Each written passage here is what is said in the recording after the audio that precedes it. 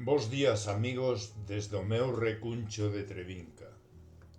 Hoxe quero compartir, mesmo debater, co que queira, un pensamento un tanto reflexivo que ven sendo recorrente nos meus momentos de meditación, titulado Sabios e eruditos.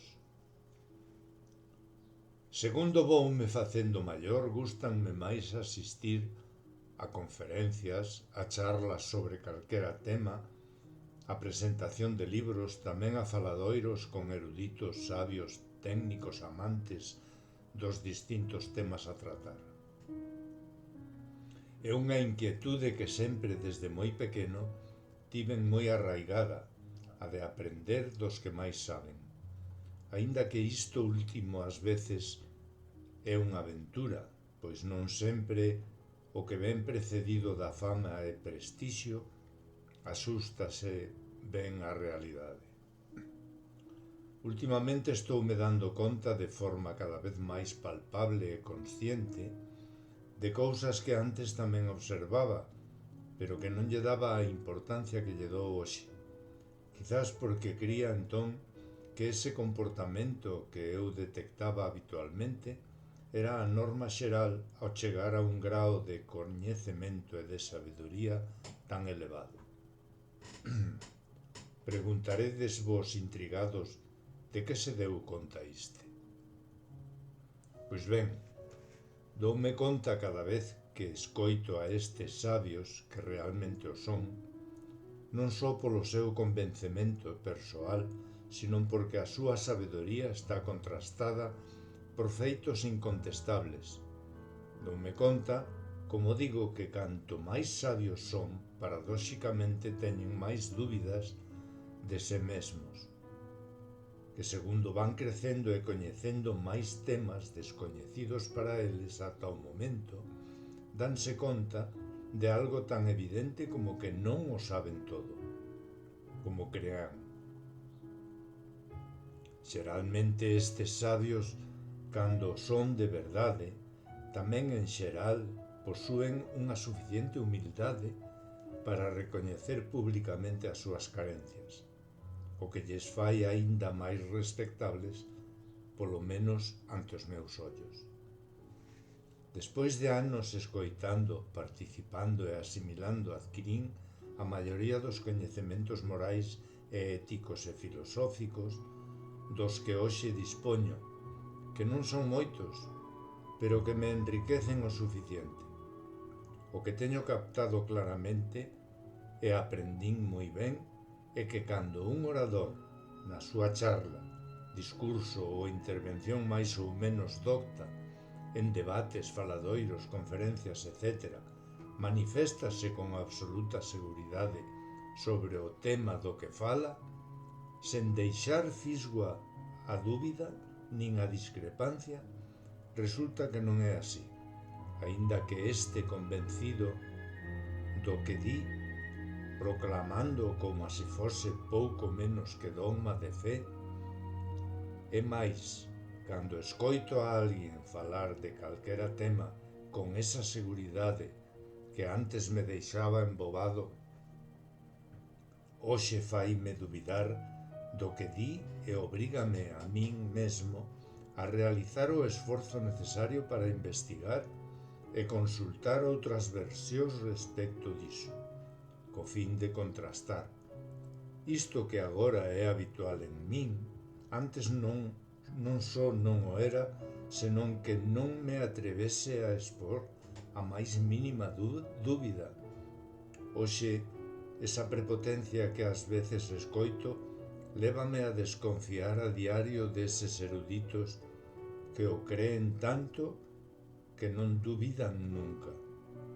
Sei que ás veces esa desconfianza non ten razón de ser, pois efectivamente comprobo que tiñan razón naquilo que eu dubidaba ao escoitalos falar con tanta seguridade.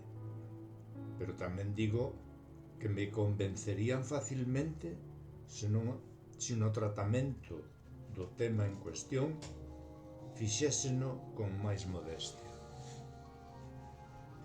Quizais o problema sexa meu, non?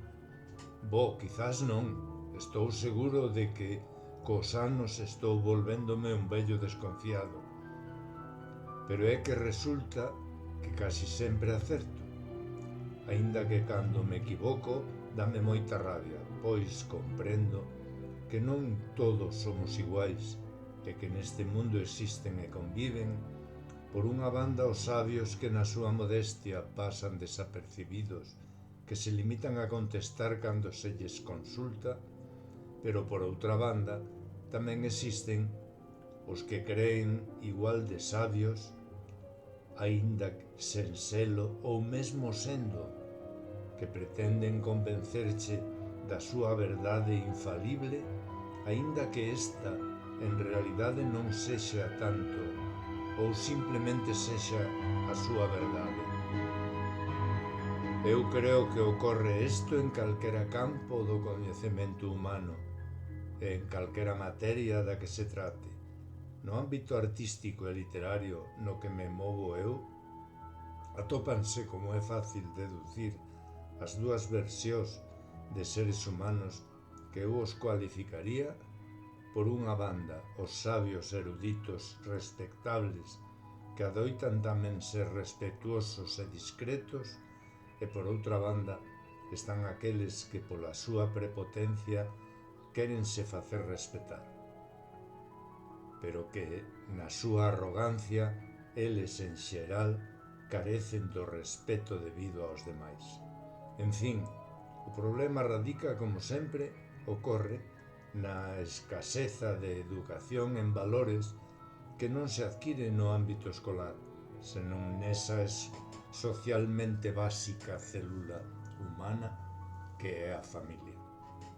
Creo que despois do exposto, se algún dos personaxes que me adoitan convidar a estes actos aos que me veño referindo leen isto, deixarán de facelo, aínda que creo que seguirei asistindo, pois son moitos máis os modestos que os presuntuosos.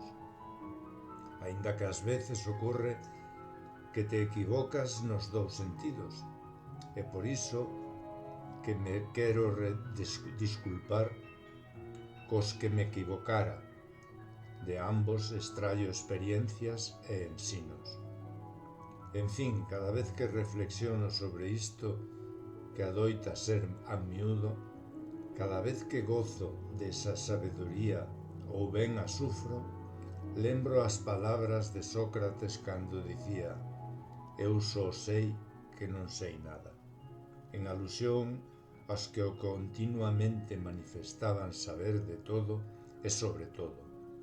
En conclusión, todos eses que creen saber, pero que en realidade non saben nin teñen conciencia do seu descoñecemento, deberían de tomar exemplo do gran filósofo Sócrates e de moitos dos actuais que sempre foron e o son moi conscientes da súa ignorancia a pesar da súa gran sabedoría. Sócrates tamén dicía algo co que estou plenamente de acordo, cando xa vivín tanto e coñecín a tantos sabios que o son e tantos que só creen selo. Decía: só existe un ben, o coñecemento, só hai un mal, a ignorancia. Eso decía Sócrates, amigos. Gracias.